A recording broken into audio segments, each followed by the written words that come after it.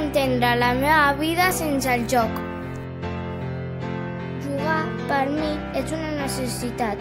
Necessito mirar, tocar, descobrir, experimentar, aprendre, equivocar-me, saber expressar-me, crear i somiar. El joc em desperta curiositat i satisfacció. Puc treure les meves pors. M'ajuda a acceptar reptes. Em fa posar-me al lloc de l'altre i també acceptar normes.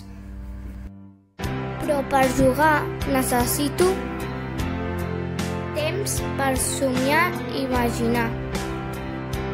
Espais sense perills. Companys de joc.